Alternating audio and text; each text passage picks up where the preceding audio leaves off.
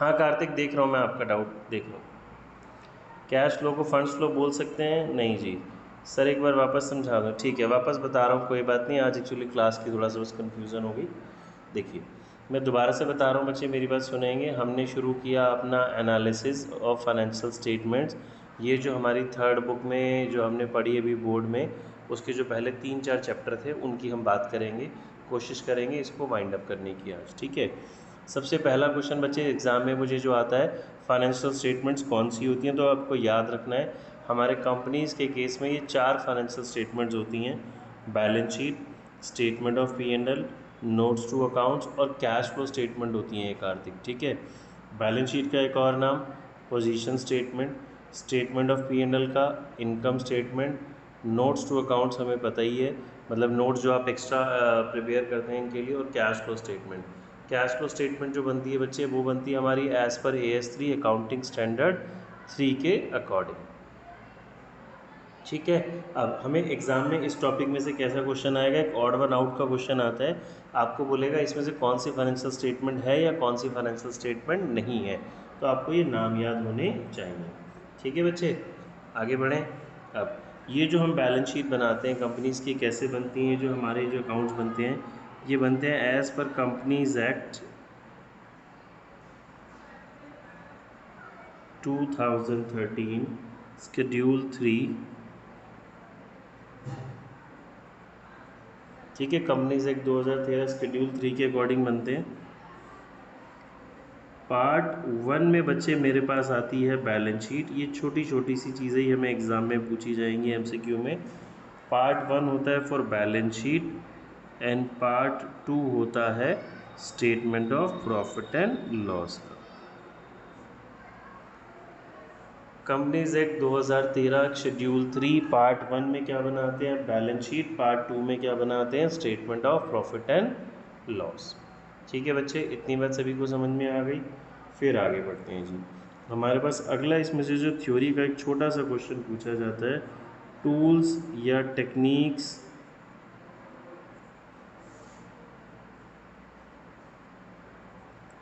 Of financial statements. ये मैं tools बता रहा हूँ आपको, जो हमने चैप्टर पढ़ने हैं।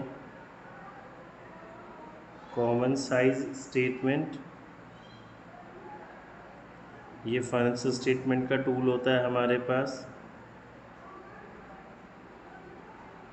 कंपैरेटिव स्टेटमेंट, रेशो एनालिसिस,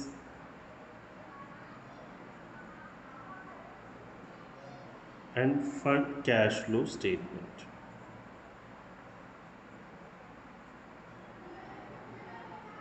ठीक है बच्चे, अब ये आपके पास अगेन ऑड वन आउट का एक क्वेश्चन छोटा सा प्रिपेयर हो गया। टूल्स और टेक्निक्स को ये आ जाएगा जिसमें से कौन सा टूल या टेक्निक फाइनेंशियल स्टेटमेंट की नहीं है। क्लियर? अच्छा जी, अब आगे बढ़ते हैं। इनको हमें एक एक करके सबको पढ़ना है। बैलेंस शीट में आते हैं बच्चे, हमसे जो बैलेंस शीट के अंदर क्वेश्चन पूछा जाता है वो आप सभी को ऑलरेडी आता है, हेड और सब हेड वाला क्वेश्चन आता है।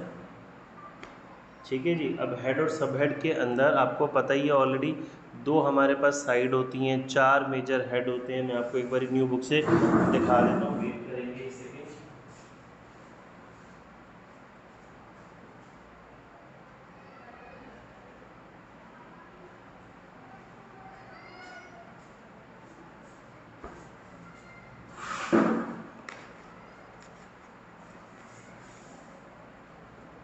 देखिए जी, ये वाली बैलेंस शीट हम सभी के पास होगी, 12th की एनालिसिस वाली बुक तो ना, उसी से बैलेंस शीट जैसे 12th में हम हेड और सब हेड याद करते थे वो हमें लर्न करना है। दो साइड्स हो गई बच्चे मेरे पास, इक्विटी और लायबिलिटी साइड और एसेट साइड। इक्विटी और लायबिलिटी साइड में कितने मेजर हेड पढ़े थे हमने, 4। और एसेट साइड में कितने मेजर हेड पढ़े थे, 2। फिर इनके अंदर फर्दर सब हेड्स होते हैं, ये हमें लर्न करना है। इसके मैं नोट्स आपको ना अभी ग्रुप में सेंड कर दूंगा कि किसके अंदर क्या आता है। ठीक है, उसमें तो मेरे ख्याल में डिटेल में क्लास में कुछ ऐसा कराने की ज़रूरत नहीं है, ऑलरेडी सबको आता है। यहाँ पे हमें ध्यान क्या रखना है, जिन बच्चों के पास ओल्ड बुक होगी तो यहाँ पे हमारे पास बच्चे वो हेडिंग होती है फिक्स्ड एसेट्स। अभी वो चेंज हो गया है, property plant equipment and intangible assets हो गया, ये याद रखेंगे, property plant equipment and intangible assets. आप जो बच्चे ग्रुप में हैं अभी एक बारी मुझे चैट बॉक्स में फटाफट से बता दो, इसकी जो अंदर की आइटम्स होती हैं वो मैं आपको समझाऊं, अभी ये समझाने की ज़रूरत नहीं है, आप लर्न कर लेंगे। मैं नोट्स भेज दूंगा किस सब हेड में किस हेड में क्या आता है, एक बारी बच्चे मुझे बताएंगे फटाफट से। अगर आप लोग बोलते हो तो मैं भी समझा भी देता हूँ वो, नहीं तो हम आगे मूव करेंगे फिर। ये आपके पास आपके सिलेबस में रेशो चैप्टर भी तो है ना, तो रेशो के लिए भी इम्पॉर्टेंट है, ध्यान से समझेंगे। शेयर होल्डर फंड है जी। शेयर होल्डर फंड का मतलब हमने एक और नाम क्या पढ़ा हुआ है बच्चे, इक्विटी। तो इसके अंदर जो भी शेयर होल्डर का पैसा होगा वो इन दोनों हेड्स के अंदर आएगा। शेयर कैपिटल में क्या आएगा याद रखेंगे, आपको क्वेश्चन में गिवन है authorised capital, registered capital, nominal capital, जिस भी तरह की जो भी आपको कैपिटल गिवन है वो किसके अंदर आती है, शेयर कैपिटल में। अब इसमें एक इम्पॉर्टेंट चीज़ जो बच्चे अक्सर मिस कर जाते हैं वो क्या होगी मेरे पास, कॉल्स इन अरियर। याद रखेंगे जो कॉल्स इन अरियर होती है उसका हेड क्या हो गया, शेयर कैपिटल, और मेजर हेड क्या हो गया, शेयर होल्डर्स फंड। ये मेरे पास सारा प्रिंटेड है, ये देखो इस तरीके से मेरी एक नोट्स वाली बुक है मैं जो 12th में बच्चों को देता हूँ, ये सारा प्रिंटेड है, मैं आपको भेज दूंगा किस हेड सब हेड में क्या क्या आता है। ठीक है, ये मैं आपको भी क्लास के बाद सेंड भी कर दूंगा। अच्छा जी, रिजर्व्स एंड सरप्लस में क्या आता है बच्चे, रिजर्व एंड सरप्लस में आता है हमारे पास प्रॉफिट्स। रिजर्व एंड सरप्लस में क्या आता है, प्रॉफिट्स। जिस भी तरह का जो भी हमारे पास प्रॉफिट होगा वो किस हेडिंग में आ जाएगा, रिजर्व्स एंड सरप्लस में। जैसे कि देखो हमने पढ़ा था workman compensation reserve, IFR, securities premium, revaluation reserve, CRR, DRR, statement of PNL का क्रेडिट बैलेंस या स्टेटमेंट ऑफ पीएनएल का डेबिट बैलेंस। तो रिजर्व्स एंड सरप्लस के अंदर आप याद रखेंगे जो भी आपके पास प्रॉफिट्स होते हैं वो किस में आ जाते हैं, रिजर्व्स एंड सरप्लस में। Money received against share warrant ये हमारे सिलेबस में नहीं है, हमें इसकी डिटेल नहीं करनी। फिर share application money pending allotment, इसकी डिटेल भी हमें नहीं करनी। नॉन करंट लाइबिलिटीज़ में आ जाते हैं बच्चे, मीनिंग समझते हैं। नॉन करंट लाइबिलिटी का मीनिंग क्या होता है, लॉन्ग टर्म लाइबिलिटीज़। तो वो लाइबिलिटी जो कि लॉन्ग टर्म से है वो किसके अंडर आ जाएगी जी, नॉन करंट लाइबिलिटीज़ में। पहला हमारा यहाँ सब हेड है long term borrowings. Long term borrowings का मतलब हो गया बच्चे, जैसे कि इसके अंदर क्या आएगा, debenture, bonds, secured loan, unsecured loan. तो आपको याद रखना है एग्जाम में हमसे क्या पूछने वाला है, एक तो इसका ऑर्डर पूछ सकता है, दूसरा जो पॉपुलर क्वेश्चन एग्जाम में पूछा जाता है वो हमसे कोई भी नाम दे देगा, लाइक सिक्योरिटी प्रीमियम देगा और बोलेगा बताओ सिक्योरिटी प्रीमियम किस हेड या सब हेड में आता है, तो मेरा आंसर क्या हो जाएगा, रिजर्व एंड सरप्लस। या फिर वो हमसे ऑड वन आउट में पूछेगा इसमें से कौन सी चीज़ रिजर्व एंड सरप्लस में नहीं आती। तो सेम चीज़ लॉन्ग टर्म बोरोइंग्स में मेरे पास क्या आता है, क्या क्या आएगा बच्चे, लोन हो गया, डिबेंचर हो गए, बॉन्ड्स हो गया, पब्लिक डिपॉजिट हो गए। ठीक है, डेफर्ड टैक्स लायबिलिटी नहीं आएगी। Other long term liability, other long term liability में मेरे पास आता है बच्चे एक इंपॉर्टेंट वर्ड याद रखना है, premium payable on redemption. Premium payable on redemption जो हमने डिबेंचर चैप्टर में भी पढ़ा था ना, प्रीमियम ऑन रिडम्पशन, जो हम अपने डिबेंचर होल्डर को प्रॉमिस कर देते हैं कि जी हम आपको पैसा देंगे तो फ्यूचर में ज़्यादा पैसा देंगे, तो वो अदर लॉन्ग टर्म लायबिलिटी में आता है, ये वाला इंपॉर्टेंट है। लॉन्ग टर्म प्रोविजंस में आ जाता है बच्चे, provision for gratuity, provision for provident fund, provision for employ benefit expense. ठीक है जी, याद रहेंगी बातें। शेयर कैपिटल, सारे प्रॉफिट्स, डिबेंचर, बॉन्ड्स, लोन हो गए, इसकी डिटेल हमें करनी नहीं।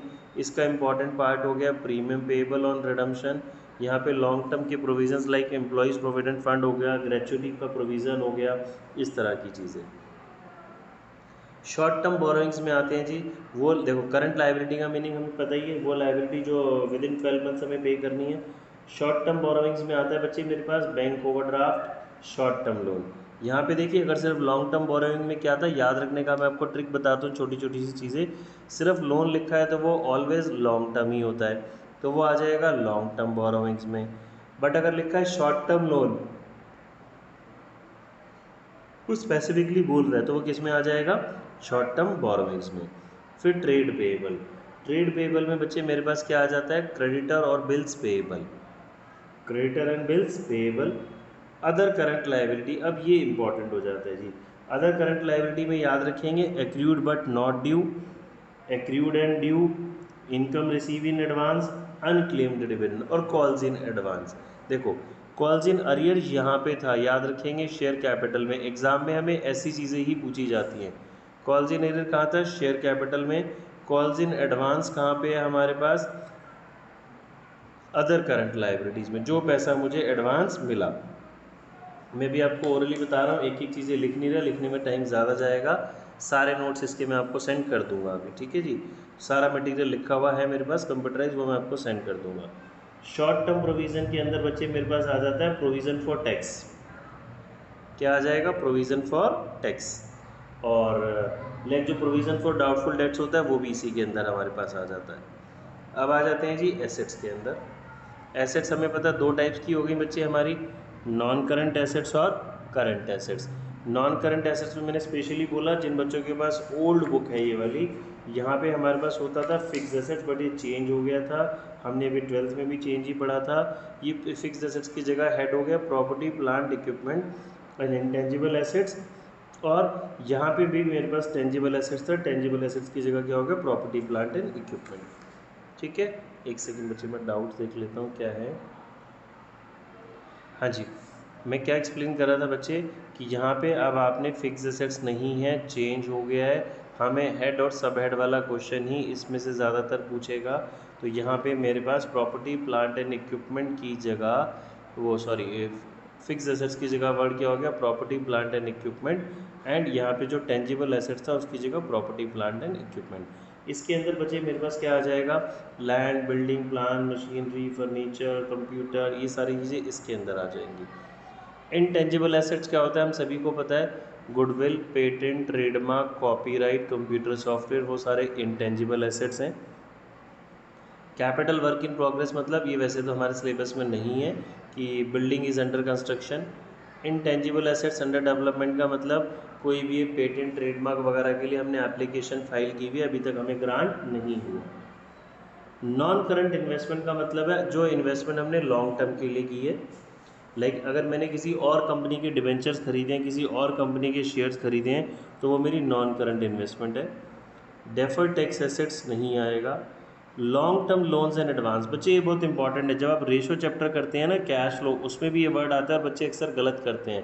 तो ये बैलेंस शीट वाला चैप्टर अच्छे से करने का फ़ायदा क्या? आपका रेशो और कैश फ्लो चैप्टर अपने आप इम्प्रूव हो जाएगा। Long term loans and advance का मतलब है हमने किसी को लोन दिया हुआ है, लोन लिया हुआ नहीं है, हमने किसी को लोन दिया हुआ है। ठीक है जी, लोन्स एंड एडवांसेस का मतलब हमने लोन दिया हुआ, ये बात याद रखेंगे। अदर नॉन करंट एसेट्स में आ गया जी मेरे पास preliminary expenses, discount and issue of shares and debenture, ये सारी चीज़ें करंट एसेट्स आ जाते हैं। करंट एसेट्स का मतलब बच्चे यहाँ पे करंट इन्वेस्टमेंट वो इन्वेस्टमेंट जो लेस देन 1 ईयर है। इन्वेंट्री क्या होता है हम सभी ने पढ़ा, stock, raw material, finish goods, stores and spheres मुझे बोलेगा, गुड्स एंड ट्रांजिट, तो वो इन्वेंट्री में आ गए। ट्रेड रिसीवेबल में कौन सी दो चीज़ें आती हैं? डेटर और bills receivable. Cash in hand, cash at bank, bank balance. Short term loan देखो इसका जस्ट अपोजिट हो गया। लॉन्ग टर्म लोन का मतलब था मैंने लोन दिया हुआ है, इसका भी मतलब है हमने लोन दिया हुआ है, बिजनेस ने लोन दिया हुआ है। बट ये था फॉर मोर देन 1 ईयर, ये क्या था मेरे पास? Less than 1 year. Other current assets में बच्चे मेरे पास क्या आ जाएगा? प्रीपेड एक्सपेंस, अक्रूड इनकम, ये सारी बातें। ठीक है, अब इस बैलेंस शीट के मैं दोबारा बोल रहा हूँ, सारे नोट्स आपको जो जो इनके सबहेड के आर्टिकल्स हैं मैं भी ग्रुप में शेयर कर दूंगा, वो हमें लर्न करना है सारा। उसी में से ऑड वन आउट वाला हमारा क्वेश्चन पूछा जाएगा। ठीक है, अभी देखो हमने क्या करा, ये बैलेंस शीट पार्ट 1 को लर्न किया, थोड़ा सा समझा। अब आ जाते हैं पार्ट 2 पे, statement of P and L पे। हमसे इसकी भी चीज़ें एग्ज़ाम में पूछी जाएंगी। देखो मैं आपको सारा फॉर्मेट वगैरह भेज देता हूँ। मैं अब आपको पी एंड एल अगर बताऊँ,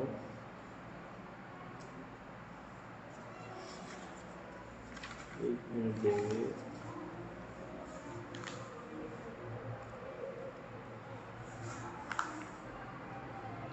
देखिए जी, रेवेन्यू फ्रॉम ऑपरेशन, ये हमारा statement of P and L का एक स्टैंडर्ड फॉर्मेट हो गया हमारे पास। रेवेन्यू फ्रॉम ऑपरेशन का मीनिंग क्या होता है बच्चे? हमारे पास सेल्स, अदर इनकम, जो हमारा प्रिंसिपल ऑपरेटिंग इनकम है उसके अलावा आप कुछ कमा रहे हैं तो किस में आएगा? वो अदर इनकम में आएगा। अब हमसे एग्ज़ाम में यहाँ पे क्या पूछा जाता है कि क्या ये RFO है या अदर इनकम है। ऑड वन आउट में आपको नाम लिख देगा, उसमें से किसी भी तरीके से हमें इसको डिफ्रेंशिएट करना होगा। हाँ मनन, सुन रहा हूँ आपका डाउट, एक मिनट। देखिए जी, अदर इनकम में मेरे पास हमने अब यहाँ पे हमसे ना इम्पॉर्टेंट चीज़ है, मैं भी आपसे कुछ चीज़ें पूछूंगा कि क्या वो RFO या अदर इनकम है। मुझे बताएंगे क्वेश्चन में, मुझे ना चॉइस लाइक वो हम सभी को पता है पेपर MCQ है, उसने हमें बोला जी बताओ सेल ऑफ स्क्रैप, एक इंपॉर्टेंट चीज़ बता रहा हूँ, सेल ऑफ स्क्रैप RFO में आता है या अदर इनकम में आता है। बच्चे आप सोचेंगे ध्यान से, सेल ऑफ स्क्रैप देखो हमें उसने बता दिया जी P&L में है, आपको चूज़ करना है, 4 ऑप्शन दे देगा, सेल ऑफ स्क्रैप RFO में है, अदर इनकम में है, किसी और में है। तो ये बहुत इंपॉर्टेंट चीज़ है, सेल ऑफ स्क्रैप याद रखेंगे RFO में आता है। बच्चे इसको अक्सर अदर इनकम में लिख देते हैं। RFO का मतलब हो जाता है सेल्स, जो हम सामान बेच रहे हैं। लाइक मैं टीचिंग सर्विसेज दे रहा हूँ तो मुझे टीचिंग सर्विसेज से जो रेवेन्यू मिल रहा है वो मेरा RFO है। बट अगर मेरी कोई शॉप है, मैं सामान बेच रहा हूँ, तो वहाँ से जो रेवेन्यू आ रहा है वो मेरा RFO है। और अदर इनकम में उसके अलावा कोई इनकम है। तो बड़े सारे बच्चों को डाउट होता है सर सेल ऑफ स्क्रैप तो अदर इनकम हुआ, RFO नहीं हुआ। बट इसका आंसर होता है, राइट आंसर RFO। क्यों, मैं रीज़न समझाता हूँ आपको। बच्चे देखिए, आप सपोज़ हमारी फैक्ट्री है, आप फैक्ट्री में गुड्स प्रोड्यूस करते हैं, तो जब आप कोई भी चीज़ का गुड्स प्रोड्यूस, कोई भी आप आर्टिकल प्रिपेयर करते हैं, तो वो बिल्कुल आर्टिकल एक शेप में बना बनाया तो हमारे पास सामान नहीं आता ना, उसको हम ही तो अपनी फैक्ट्री में प्रिपेयर कर रहे हैं। तो उसमें से बड़ा सारा जो सामान है वो एज अ स्क्रैप वेस्ट निकलेगा ही निकलेगा, जो गुड्स होंगे। तो वो जो स्क्रैप निकलती है वो रूटीन नेचर में निकलती है, और उसे आप रूटीन नेचर में सेल करते हैं।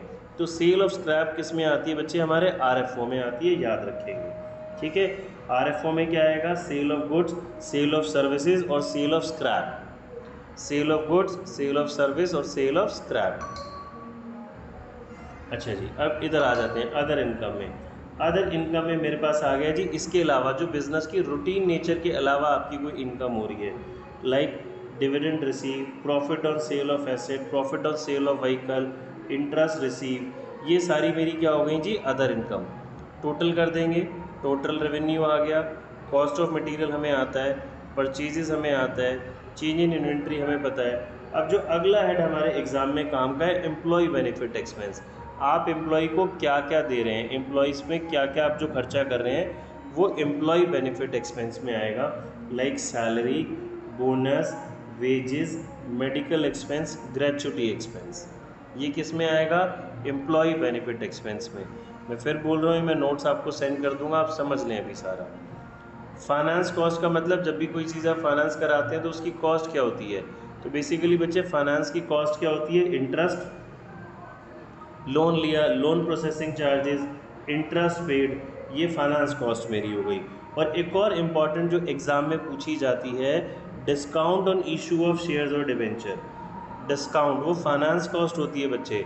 डिस्काउंट फाइनेंस कॉस्ट कैसे होगी, आप शेयर्स इशू कर रहे हैं, डिबेंचर्स इशू कर रहे हैं, तो आप अपने बिजनेस को फाइनेंस कर रहे हैं ना, पैसा ले रहे हैं, तो पैसा इकट्ठा करना वो फाइनेंसिंग है। तो उसके ऊपर जो आपका इंटरेस्ट जा रहा है वो भी कौन सी एक्टिविटी हो गया, हमारी फाइनेंस कॉस्ट होता है।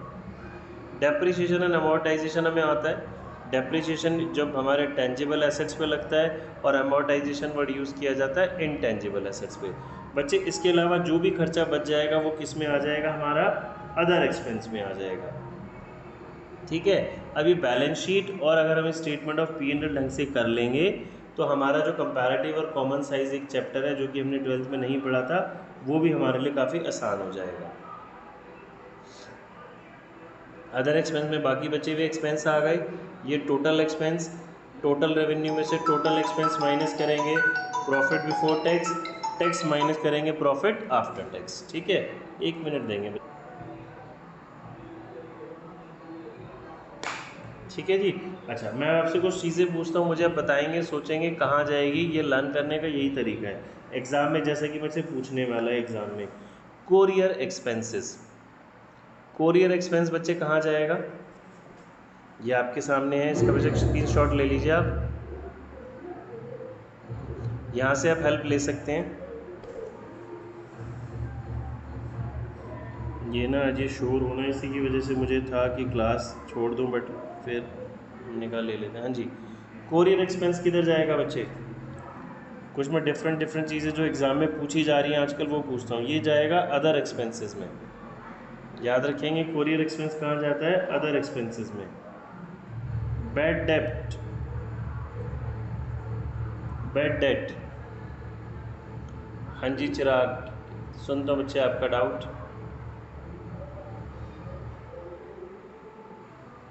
हाँ जी ठीक है बच्चे, हो गए डाउट्स ये आपके। बैड डेट, हाँ बैड डेट किधर जाएगा, अदर एक्सपेंसेस में। ये वो कुछ पॉइंट हैं जो अक्सर एग्जाम में पूछे जाते हैं। अब देखो जब आप इसको देखोगे तो इसमें बैड डेट तो कहीं भी नहीं फिट हो रहा ना इस एक्सपेंसेस में, तो वो कहाँ आ जाएगा, अदर एक्सपेंसेस में। जो खर्चा कहीं भी नहीं फिक्स हो रहा वो अदर एक्सपेंसेस में आएगा मेरे पास। फिर एग्ज़ाम में अक्सर एक पूछा जा रहा है जो कि बच्चे गलत कर देते हैं, इंटरेस्ट पेड।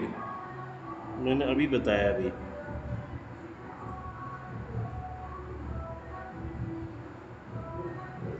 इंटरेस्ट पेड किस में आ जाएगा बच्चे, फाइनेंस कॉस्ट में। आपने पैसा बोरो किया, उधार लिया, तो फाइनेंसिंग की कॉस्ट हो गई ना मेरी, ठीक है। इंटरेस्ट अब रिसीव,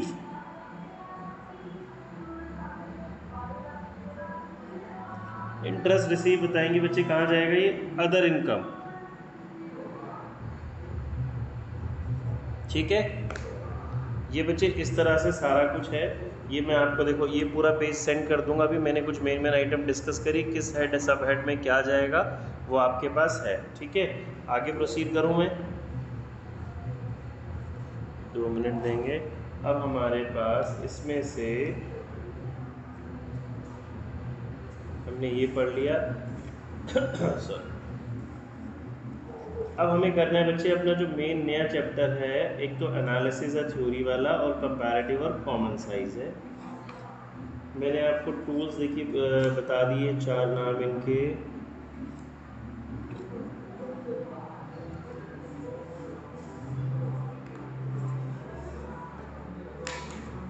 देखो मैं आपको इसमें क्वेश्चन की टाइप भी बताता हूँ। ये देखो, ये जैसे हमारे पास क्वेश्चन है, आप आंसर नहीं देखेंगे, आंसर में ढक लेता हूँ। एग्जाम में हमें ऐसा क्वेश्चन आना है बच्चे जी, जो हमने बैलेंस शीट के हेड सब हेड लर्न करके ना, देखिए कहता है as per schedule 3 part 1 of companies act 2013 calls in arrear will be presented under which head. Calls in arrear कहाँ जाएगा, मैंने भी क्या समझाया था, कॉल्स इन अरियर किससे रिलेटेड हुआ जी, शेयर कैपिटल से रिलेटेड, कि हमने पैसा मंगाया था और हमें पैसा नहीं मिला, तो ये किस में आ जाएगा बच्चे, शेयर होल्डर्स फंड में, ठीक है। ये देखिए आंसर डी है मेरे पास। हमें इसी तरह की चीज़ें करनी है। नेक्स्ट क्वेश्चन देखो मेरे पास क्या आया, which of the following is not a सब हेड ऑफ करंट लाइबिलिटी। तो आपको सारे हेड सब हेड ढंग से आने चाहिए, उनके अंदर की आइटम्स भी आनी चाहिए। अब करंट लाइबिलिटी में शॉर्ट टर्म प्रोविज़न आता है, ट्रेड पेएबल आता है, डेफर्ड टैक्स लाइबिलिटी तो नॉन करंट लाइबिलिटी के अंदर था, और अदर करंट लाइबिलिटी भी इसी हेड में है, ठीक है। क्लियर हुआ बच्चे। इस चैप्टर में से देखो किस तरह के क्वेश्चंस आएंगे, ये भी मैं आपको सेंड कर दूंगा, आप सारे क्वेश्चंस की प्रैक्टिस कर लेंगे। इसमें से किसी को कोई डाउट है तो पूछ लो बच्चे एक बारी, किसी को कोई डाउट है तो मेरे से पूछ लीजिए।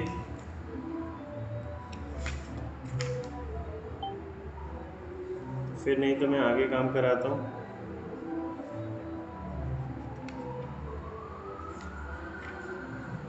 हाँ जी एक सेकेंड में देखता हूँ। आपके पास जो ऑलरेडी आपकी 12th क्लास की बुक थी ना, उसमें है टी.एस. ग्रेवाल में comparative common size, chapter number उसमें होगा आपके पास 3, वो निकालेंगे।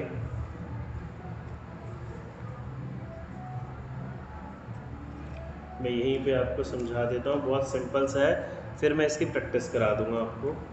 हाँ जी Mehul, what happened, just a minute यार, कुछ बच्चे कह रहे हैं क्लास, मैं रिकॉर्डिंग भी भेज दूंगा आपको, फिर देखो ध्यान से समझेंगे। सॉरी, ये आपके पास जो बुक है ऑलरेडी टी.एस. ग्रेवाल, मैं इसके भी नोट्स सेंड कर दूंगा आपको, सारे नोट्स भेज दूंगा।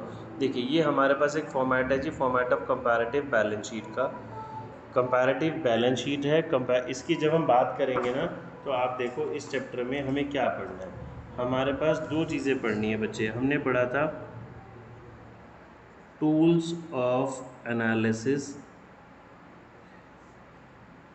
हमारे पास 2 टूल्स हमने पढ़े थे, 4 टूल्स के नाम पढ़े थे वैसे तो, रेशो है, कैश फ्लो है, कंपैरेटिव है, कॉमन साइज है।